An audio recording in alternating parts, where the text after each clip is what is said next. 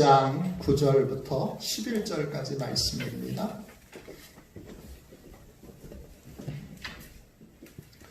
우리 한 절씩 교독하도록 하겠습니다. 11절은 같이 읽도록 하겠습니다. 그때에 예수께서 갈릴리 나사렛으로부터 와서 요단강에서 요한에게 세례를 받으시고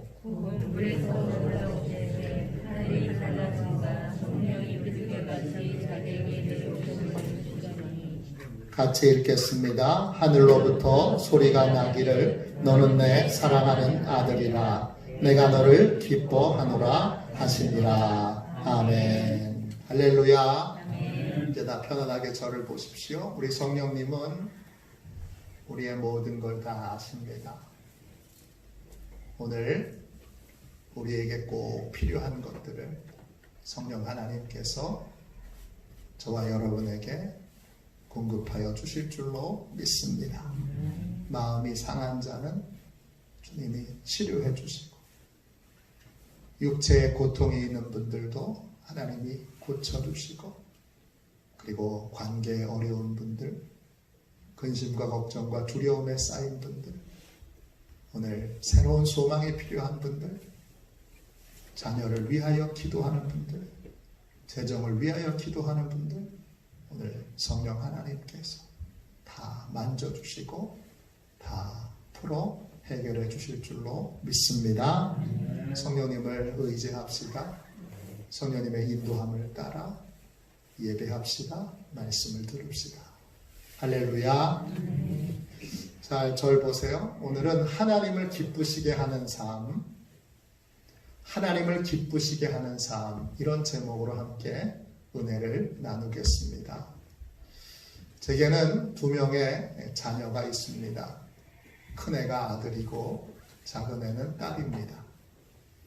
아들의 이름은 이선우이고 딸의 이름은 이신희입니다. 두 아이의 이름을 지을 때 기도를 많이 하고 고민도 많이 하고 또 아내와 상의도 여러 번 했습니다. 큰아들이 태어났을 때 이름을 저희가 좀 지으려고 했더니 아버님이 부탁하셨어요. 형제들이 있으니까 돌림자를 꼭 좀 써줬으면 좋겠다. 제 아들의 돌림자는 우자예요. 비우자. 그래서 이제 저희가 택할 수 있는 것 가운데 자 한자밖에 없어서 기도하면서 베풀 선자를 택해서 비가 하늘에서 내리니까 하나님께 많은 걸 받아서 많은 걸 베풀고 나눌 수 있는 복의 통로가 되라. 아브라함같이 그렇게 복의 통로로 쓰임 받으라. 그래서 선우라고 졌습니다. 둘째 딸이 태어났는데 저희 아버지가 좀 차별하셨어요. 딸은 돌림자 안 써도 된다 그러셨어요.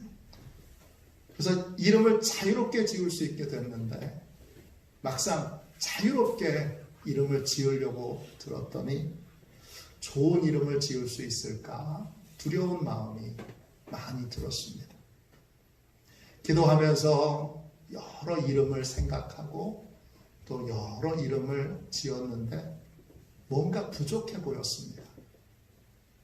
그렇게 고민하다가 금요 철야 기도에 참여하게 됐는데 기도회가 딱 시작돼서 찬양팀이 딱 서고 그날 첫 번째 불렀던 찬양이 나 주님의 기쁨 되기 원하네, 이 찬양이었습니다. 찬양팀의 인도를 따라서 나 주님의 기쁨 되기 원하네, 이 찬양을 딱 부르는데 제 속에서 이런 기도가 터져 나왔습니다. 하나님, 우리 딸이 하나님을 기쁘시게 하는 사람이 되게 해주세요. 하나님, 우리 딸이 하나님의 기쁨이 되게 해주세요. 그렇게 기도가 터져 나오는데 찬양을 부르는데 막 눈물이 나요. 눈물이 나고 그래서 그날 철야기도 때 그 첫 번째 찬양을 듣고 나서 딸의 이름을 그냥 바로 정했습니다. 믿을 신 기쁠히. 믿음으로 하나님을 기쁘시게 하는 사람, 하나님의 기쁨이 되는 딸. 그래서 이심희 이렇게 이름을 정했습니다. 이 이름은 제가 지은 게 아닙니다. 그날 찬양을 통해서 하나님이 제게 주신 겁니다. 그래서 그 이름을 받으니까 다른 어떤 이름에서 느낄 수 없는 충만한 기쁨이 있었습니다. 여러분, 우리는 하나님의 기쁨이 되어야 합니다. 우리는 하나님을 기쁘시게 하는 사람이 되어야 합니다. 하나님께서는 우리를 구원해 주셨습니다. 우리를 구원하시기 위해 하나밖에 없는 아들을 대속 제물로 내어주셨습니다. 우리는 예수님의 피값으로 구원을 받았습니다. 구원받은 우리가 어떤 삶을 살아야 할까요? 하나님을 기쁘시게 하는 삶을, 하나님을 기쁘시게 하는 삶을 살아야 할 줄로 믿습니다. 여러분, 하나님을 기쁘시게 하는 삶을 살고 계신가요? 어떻게 사는 게 하나님을 기쁘시게 하는 건가요? 오늘 말씀을 통하여 하나님을 기쁘시게 하는 삶을 세 가지로 정리해서 함께 은혜를 나누겠습니다. 어떤 삶을 살아야 하나님이 기뻐하실까요? 첫 번째, 예수 믿고 성령 하나님의 인도를 따르는 삶을 살아야 합니다. 오늘 함께 읽은 말씀에 보면 예수님께서 요한에게 세례를 받으십니다. 세례 후에 예수님께서 물 위로 올라오시자 하늘이 열리고, 그리고 성령이 비둘기같이 예수님에게 임합니다. 그리고 하늘에서 이런 소리가 들립니다. 내 사랑하는 아들이라, 내가 너를 기뻐하노라. 예수님께 대하여 하나님이 이렇게 말씀하신 겁니다. 너는 내 아들이고 너는 내 기쁨이야. 예수님은 하나님께 기쁨을 드리는 분이었습니다. 하나님은 예수님 보기만 해도 좋았습니다. 왜요? 아들이니까. 예수님만 하나님의 아들입니까? 예수 믿고 구원받은 우리도 하나님의 아들이고 하나님의 딸입니다. 요한복음 1장 12절에 영접하는 자, 곧 그 이름을 믿는 자들에게는 하나님의 자녀가 되는 권세를 주셨으니,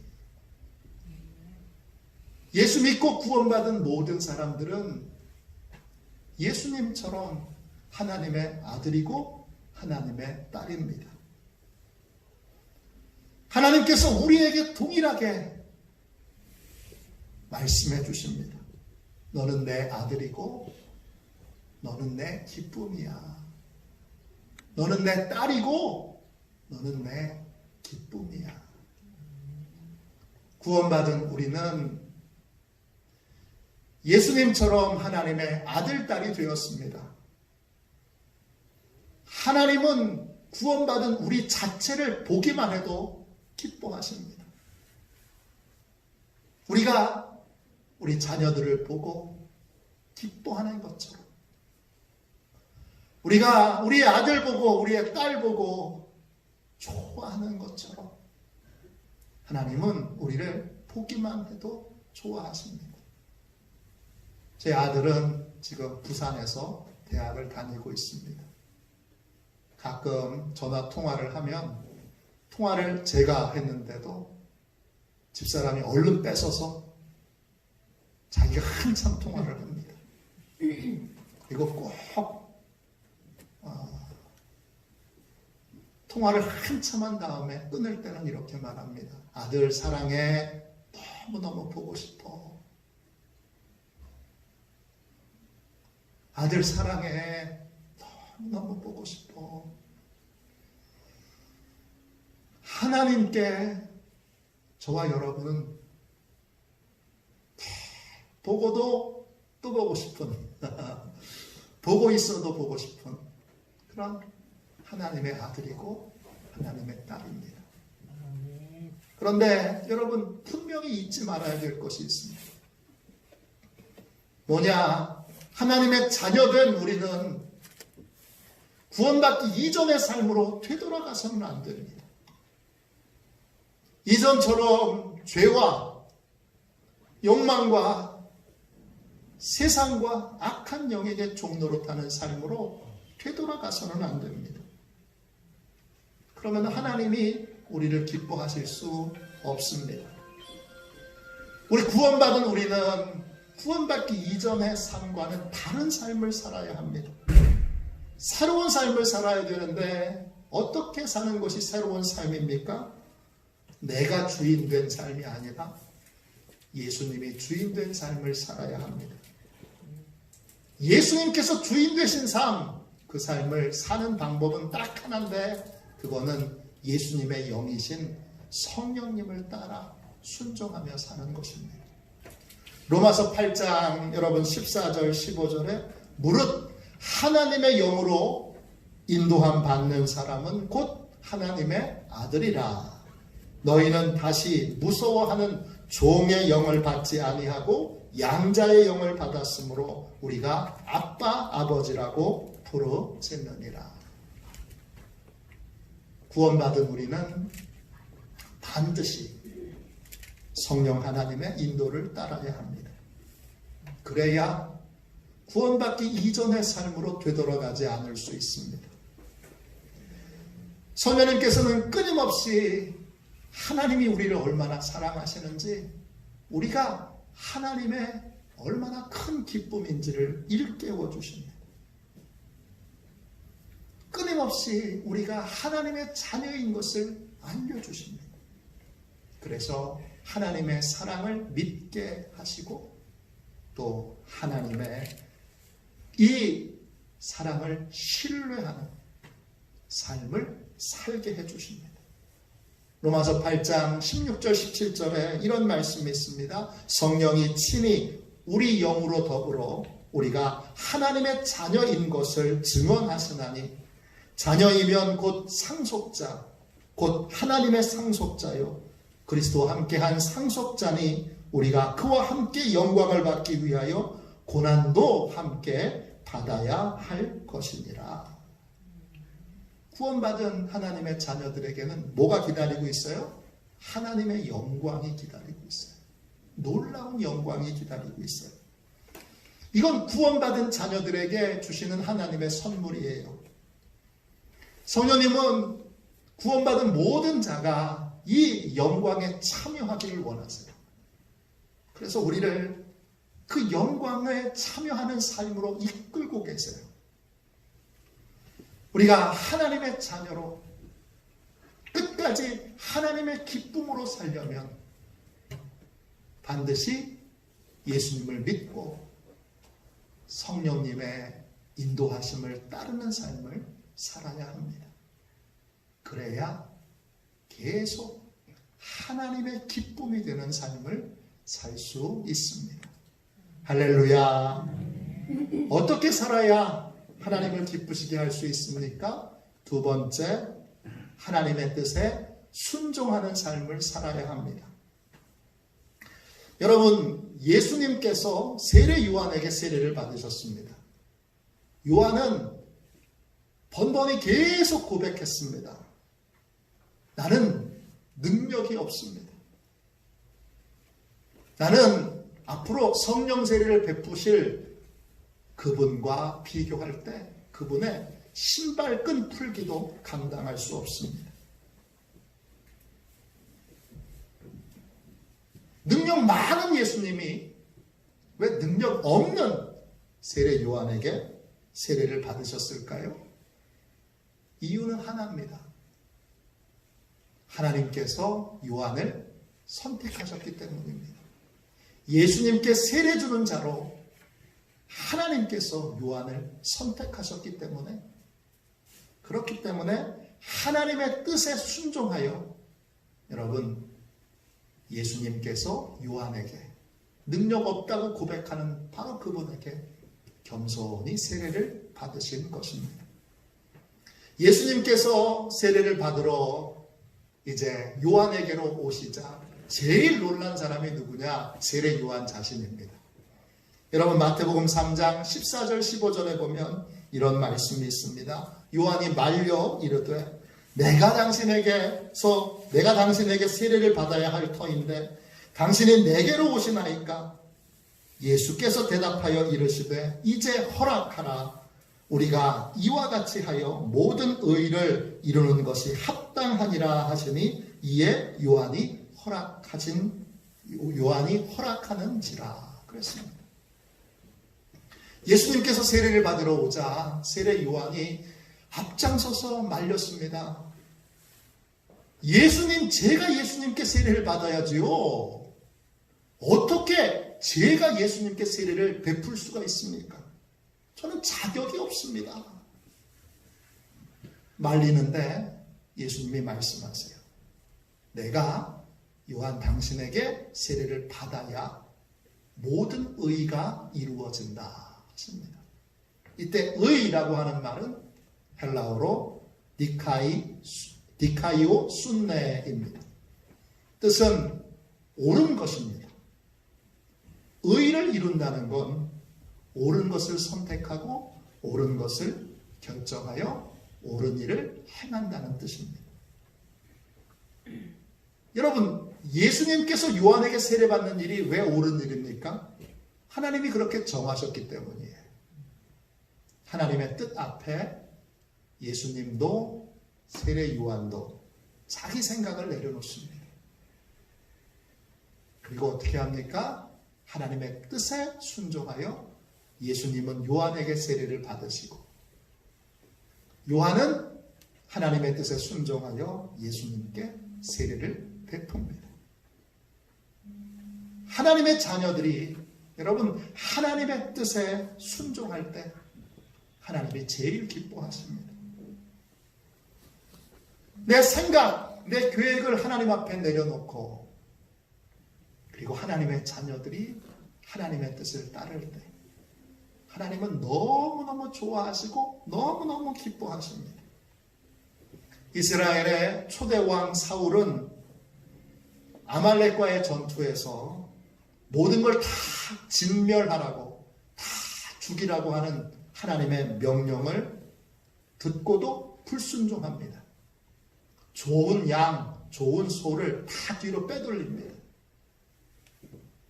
사무엘 선지자가 와서 왜 그랬느냐 이렇게 묻자 사울 왕이 좋은 것으로 하나님께 예배를 드리려고 했습니다. 제사를 드리려고 했습니다. 이렇게 고백했습니다. 이에 사무엘 선지자가 뭐라고 말씀하셨는지 여러분 다 기억하고 계시죠? 사무엘상 15장 22절입니다. 제가 새번역 성경으로 읽어드리겠습니다. 주님께서 어느 것을 더 좋아하시겠습니까? 주님의 말씀에 순종하는 것이겠습니까? 아니면 번제나 화목제를 드리는 것이겠습니까? 잘 들으십시오. 순종이 제사보다 낫고 말씀을 따르는 것이 순양의 기름보다 낫습니다. 하나님께서는 우리가 하나님께 순종할 때 제일 기뻐하십니다. 왜 기뻐하실까요? 하나님께 순종하는 것이 모두를 하나님께도 우리에게도 다른 사람에게도 유익된 일이기 때문입니다. 하나님의 뜻에 순종하는 것은 모두를 유익하게 합니다. 그래서 하나님은 하나님의 뜻에 하나님의 자녀들이 순종할 때 너무너무 행복하십니다. 예수님은 공생애를 시작하실 때 하나님의 뜻에 순종하여 세례 요한에게 세례를 받으셨습니다. 그리고 내내 하나님의 뜻에 순종하다가 공생의 마지막 순간에도 하나님께 순종하여 십자가를 지셨습니다. 하나님의 기쁨이 되는 삶, 그건 다른 것이 아닙니다. 여러분, 하나님의 뜻에 순종하는 삶을 사는 것입니다. 마지막 세 번째로 어떻게 살아야 하나님을 기쁘시게 할 수 있을까요? 세 번째, 하나님께서 세우신 사람들을 존중하는 삶을 살아야 합니다. 세례 요한은 예수님과 자신을 비교해서 이렇게 고백합니다. 마가복음 1장 7절입니다. 제가 사번역 성경으로 읽어드릴게요. 나보다 더 능력 있는 이가 내 뒤에 오십니다. 나는 몸을 굽혀서 그의 신발끈 풀 자격조차 없습니다. 예수님과 비교할 때 세례 요한은 너무나 능력 없는 사람입니다. 예수님의 신발끈도 풀 자격이 없다고 세례 요한은 스스로 고백했습니다. 왜 예수님은 자신보다 능력 없는 분에게 세례를 받으셨습니까? 세례 요한이 하나님이 세워주신 분이기 때문입니다. 하나님께서 세우신 자를 존중하기를, 하나님께서 세우신 자를 사랑하기를 원하십니다. 마태복음 10장 40절부터 42절에 이런 말씀이 나옵니다. 너희를 영접하는 자는 나를 영접하는 것이요, 나를 영접하는 자는 나를 보내신 이를 영접하는 것이니라. 선지자의 이름으로 선지자를 영접하는 자는 선지자의 상을 받을 것이요, 의인의 이름으로 의인을 영접하는 자는 의인의 상을 받을 것이요, 또 누구든지 제자의 이름으로 이 작은 자 중 하나에게 냉수 한 그릇이라도 주는 자는 내가 진실로 너희에게 이르노니 그 사람이 결단코 상을 잃지 아니하리라 하시니라. 여러분, 예수님의 제자를 영접하는 사람은 예수님을 영접하는 사람입니다. 예수님을 영접하는 사람은 예수님을 보내신 하나님을 영접하는 사람입니다. 하나님께서 보내신 선지자를 영접하여 선지자의 말씀을 잘 듣고 따르는 사람은 선지자의 상을 받게 되고, 하나님의 뜻을 따라 순종하는 의인을 잘 영접하여 의인의 뜻과 의인의 계획에 따라 순종하는 사람은 의인의 상을 받게 됩니다. 예수님께서 보내신 제자 중에 한 사람, 지극히 작은 자 한 사람에게 물 한 그릇이라도 대접하는 사람은 반드시 상을 받게 될 것입니다. 하나님은 하나님이 보내신 사람, 하나님이 세우신 사람, 그 사람을 우리가 존중할 때 기뻐하십니다. 우리는 예수님처럼 능력에 상관없이 하나님이 세우신 사람이, 하나님이 보내주신 사람이 능력이 없든 능력이 있든, 많이 배웠든 많이 배우지 않았든, 경험이 많든 적든 간에 상관없이 하나님이 세우신 사람이라는 이유만으로, 하나님이 보내주신 사람이라는 이유만으로 존중하고 사랑할 때 기뻐하십니다. 오늘날은 존경심이 사라진 시대라고 부릅니다. 학생들의 입에서 친구들과 부모님과 선생님과 어른들을 욕하는 말들이 거침없이 나옵니다. 담임선생님을 담탱이라고 부릅니다. 처음엔 무슨 뜻인지 몰랐습니다. 요즘 청소년들과 청년들이 예수 믿는 그러한 귀한 청소년과 청년들을 제외하고는 참 문제가 많은데, 뭐 어떤 문제가 있느냐? 존경하는 사람이 없습니다. 존경심이 사라진 시대에 최고의 피해자는 어른들이 아니라 존경심을 잃어버린 학생들과 청년들입니다. 이게 왜 문제냐? 이들에게는 본받고 싶은 사람이 없는 것입니다. 본받고 싶은 사람이 없다는 말은 여러분, 삶의 목표가 없다는 것입니다. 요즘 청소년들과 청년들은 사고 싶은 건 많아요. 갖고 싶은 건 많아요. 근데 하고 싶은 일은 없어요. 목표도 비전도 없고 소비하고 싶고 쓰고 싶은 물건만 있는 불쌍한 세대가 지금 이 시대 청소년들과 청년들입니다. 연을 평생 만드신 분이 있어요. 날리는 연 있죠? 그분에게 기자가 인터뷰를 했어요. 그분이 할머니이신데 할머니에게 이렇게 기자가 물어요. 할머니, 연이 얼마나 멀리 날 수 있습니까? 그러니까 할머니가 이렇게 대답하세요. 약 2km 정도. 2km까지 연을 날릴 수 있습니다. 기자가 깜짝 놀랐습니다. 그렇게 멀리 날릴 수 있습니까? 어떻게 그렇게 연을 멀리 날릴 수 있습니까? 그때 할머니가 이렇게 대답합니다. 바람과 줄 때문입니다. 연을 잘 날리려면 바람이 필요합니다.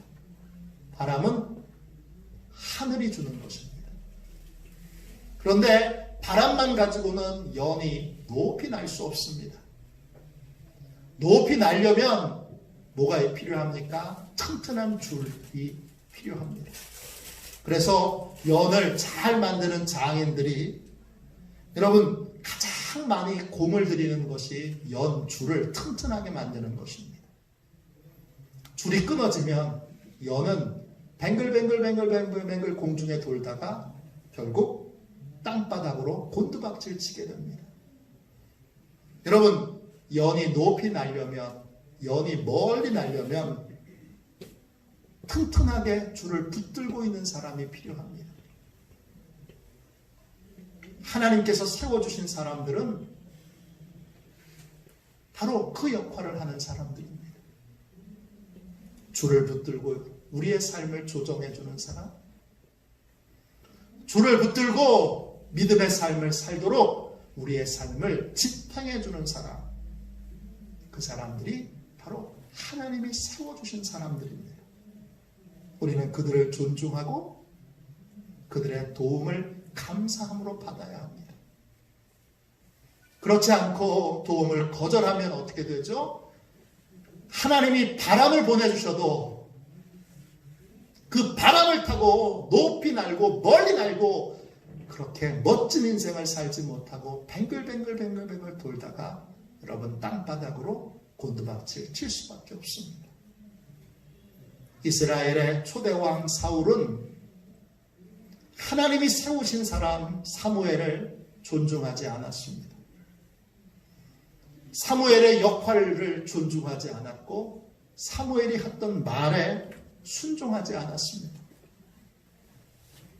반대로 다윗은 하나님이 세우신 사람을 존중했습니다. 얼마나 존중했느냐? 신하들이 보는 앞에서 나단 선지자가 왕의 여러분 정말 끔찍한 죄를 폭로해버렸습니다.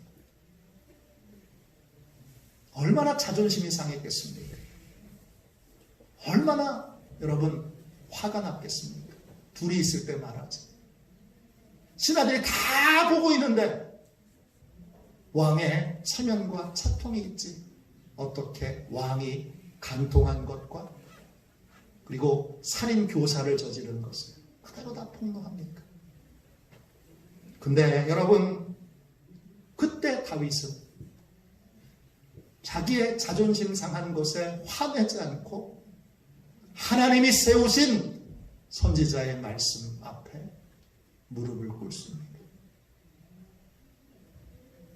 그리고 죄를 인정합니다. 그리고 눈물로 회개합니다. 다윗이 멀리 날 수 있었던 이유, 높이 날 수 있었던 이유는 하나님이 세우신 사람을 존중하고 하나님이 세우신 사람을 하나님의 사람으로 인정했기 때문입니다. 다윗은 아버지 이새에게도 존중받지 못했던 사람입니다. 막내야 이렇게 늘 불렸던 사람입니다. 막내는 하카탄, 히브리어로 별 볼 일 없는 인생 이런 뜻입니다. 얼마나 아버지에게 기대를 못 받는 아들이었느냐.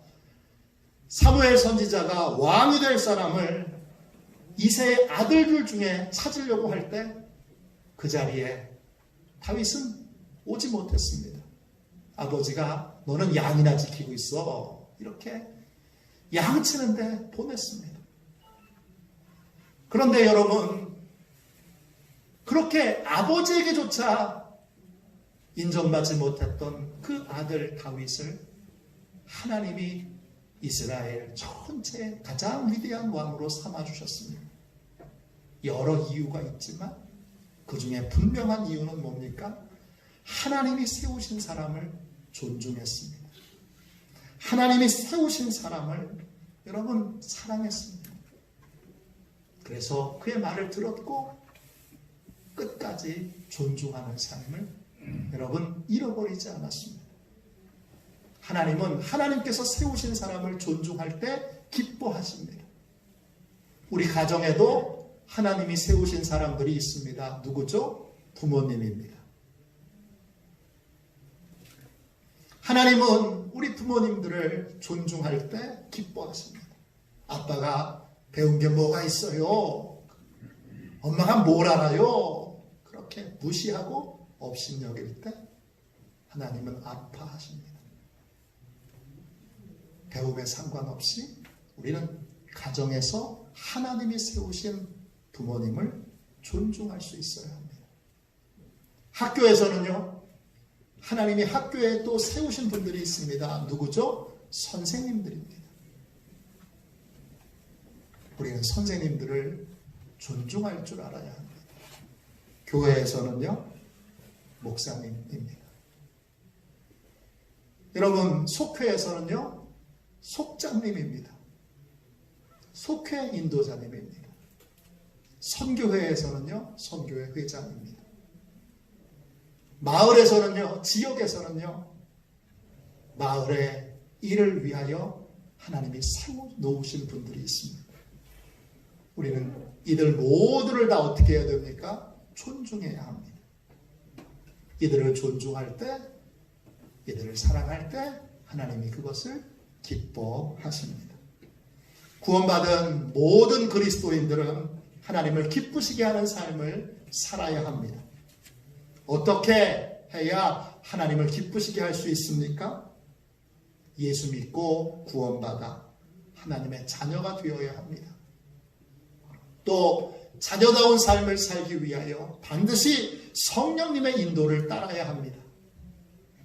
또 하나님의 뜻에 순종해야 하고 하나님이 세우신 사람들을 존중하고 사랑해야 합니다. 예수님은 하나님이 기뻐하시는 아들이었습니다. 우리도 예수님을 본받아 예수님을 따라 하나님을 기쁘시게 하는 자녀들이 다 되시기를 주님의 이름으로 축원합니다. 주님을 따라